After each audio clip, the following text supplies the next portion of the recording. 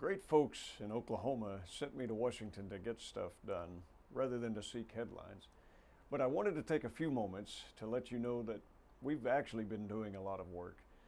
The House has actually passed 269 bills since January, more than the last 4 administrations. We've passed legislation to repeal Obamacare and replace it with a system that protects people with pre-existing conditions while bringing down costs and expanding choices for families. Now it's the Senate's turn, and they have the work there. In passing this year's National Defense Authorization, we've increased defense funding by $21 billion and authorized additional resources to counter threats, restore strength to our military, and begin to provide some modern equipment long neglected. Speaking of national security, I've also been working with the privatization of our air traffic control system. And while we certainly appreciate the President's work in bringing modernization to the fore, it's very important that we do not relinquish the President's authority and we do not relinquish the control of our national aerospace. There's 3 areas of government that we actually might have a role in: national defense, national intelligence, and national aerospace. If this privatization bill were to become law, it actually reduces the power that the President would have, restricting him only to wartime authority like emergencies. And then you have people scrambling, wondering, do we give this to the President? Do we not?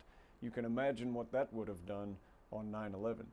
The other issues that we have is that there's something that they call Title II and Title 31 oversight.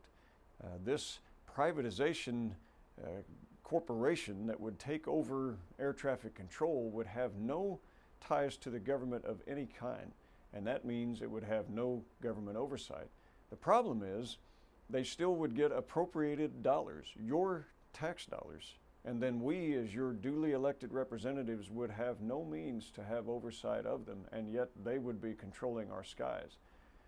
Security-wise, the problem becomes there's no prohibition on the hiring of foreign nationals, no oaths of office for those in the control towers, dealing with not just our flights that happen every day, but also all of the things that go on with our military, our intelligence services, the FBI, drug enforcement, border security. Look, there's a lot of things that we can do to privatize and eliminate waste and certainly reduce the size of government, but when it comes to national defense, national intelligence, and national aerospace, we cannot relinquish control of our ability to protect U.S. citizens. And that's why I oppose the privatization plan and do support a modernization, and we certainly are working to get to that.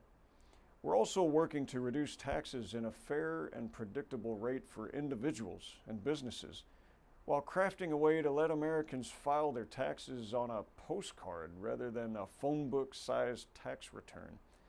Cutting government waste, as you know, has been a core objective of mine since coming to Congress. Did you know that for every $1 million that we waste here in Washington, 96 Oklahomans have to work all year long to pay their taxes so we could waste it? My legislation thus far in the time that I've been in Congress has saved over $4 billion. I've introduced 11 more cost-cutting bills this Congress, which, if enacted, would save the taxpayer an additional $28.5 billion. I've also provided and published our 7th edition of Waste Watch, highlighting a total of more than $300 billion more in wasteful government spending. The American people are resilient. There's little that we cannot accomplish if we stay determined and work together. We got into this mess slowly over many decades with one bill here, one waste there. But we can get out of it one measure at a time. It's an honor to serve you in Washington, and our country is still worth fighting for.